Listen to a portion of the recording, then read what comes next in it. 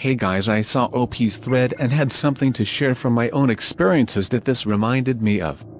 This is my first time posting on /x/ so go easy on me. So a little background on myself: I'm the best Dark Souls player on PC from France. Only one player has yet to be exposed as my lesser, and I traveled to Quebec, Canada, to challenge him in a LAN party so he can't use his separatist Wi-Fi against me anymore. EU players have flawless internet and I don't care if you think I'm wrong. Anyway, I was going to go on a hunting/camping trip with a Canadian guide who I know through Dark Souls 3, we'll call him C. C is a mid-tier player at best, and he is very easy to recognize in a crowd because of the triangular shape of his head.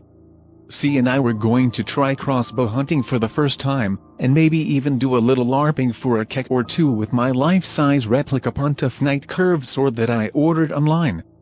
I don't want to brag, but I main that weapon in Dark Souls, and in a recent tier list I was put as a mid-top tier duelist, which is bullshit. I should be top. Anyway, so myself and C drove our camping shit and our LARP shit out into the woods, and we planned to stay out there for the long weekend. Once we were in the woods and had our tent set up, I went out to try to score some wild turkeys with my crossbow while C made a fire. I ended up finding some turkeys, but I kept missing my crossbow shots. They were probably laggy or some shit IRL. When I came back to the fire empty-handed, C was like, "What the fuck, where's the food?" And I said, "Hold on, I've got an idea. Some of you commandos might appreciate that I brought some ballistics to try to make experimental explosive crossbow bolts. I'm not exactly a chemist, but I figured I could autismo myself something." I spent all of the first day crafting explosive crossbow bolts, or E-bolts for short, to blow those fucker turkeys out of the trees. It got dark real quick because Canada is fucking stupid and it gets dark at like 5 p.m. in the fall. We brought Quebec junk food to snack on in case we didn't catch anything the first night, even though Quebec shit is trash compared to French stuff. Quebec is just a shittier France anyway. I got up from the campfire to take a piss. I didn't want to do it in the vicinity of C, because knowing how his Dark Souls smoothened brain works, he might try to punish my piss animation.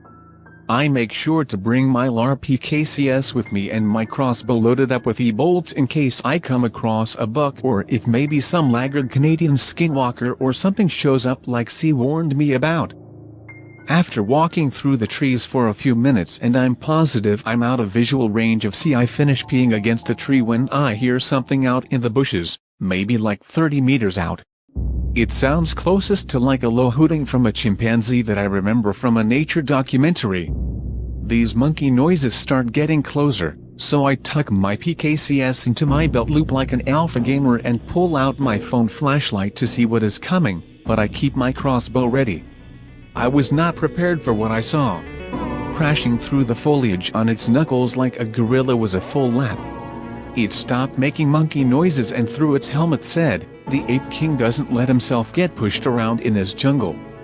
I tried to explain that Quebec doesn't have jungles and this is a temperate environment and would have forests, but the lap started making angry monkey noises and pulled a gunter halberd from its back and charged at me with it. I rolled out of the way, dropping my crossbow as this creature sliced into the piss tree, spraying pea-soaked sawdust into the air. I still had my Pontiff Knight curved sword though, and quickly drew it from its denim scabbard, brandishing it passively as I had done to countless players in Old Wolf. Then this G-banana cryptid discarded its gunter and said, "I don't fuck with PK." I pull out Murky. As it drew out the dreaded monkey hand scythe. The creature's weapon was darker than the night surrounding it, and was so black it absorbed all the light from my phone. I swung my sword at it twice, but then the creature did the strange knuckle shuffle to slide through my weapon as if it wasn't even there.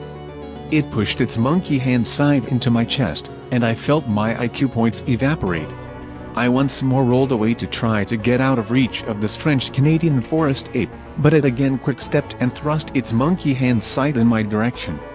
Despite being a solid 2 meters out of range, I felt a searing pain in my body as blood sprayed through my now torn shirt, and a single wrinkle on the surface of my brain flattened itself out. God, I'm fighting like shit right now. I fell on my ass, and the sex banana galloped over to me while making more loud monkey noises, beating its chest and slapping the ground. It then said, "You told me you had improved a lot and was now one of the best PC player. Which is why you felt confident challenging me to another try or duel session and your music is trash." I gritted my teeth in anger through the pain at this light. How dare he? I saw in the dimmest of moonlight my crossbow within reach.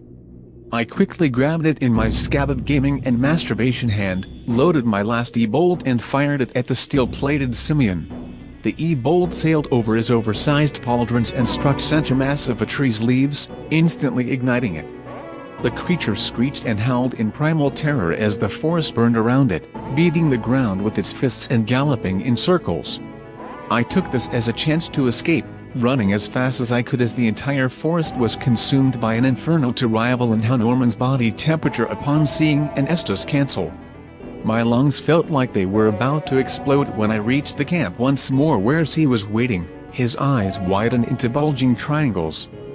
We both said fuck our shit, with my crossbow in one hand and my PKCS in the other. We both ran out of the woods for our car, quickly jamming the key into the ignition and stomping the gas pedal harder than a poor college student stomps a turd down the bathroom drain in his dorm.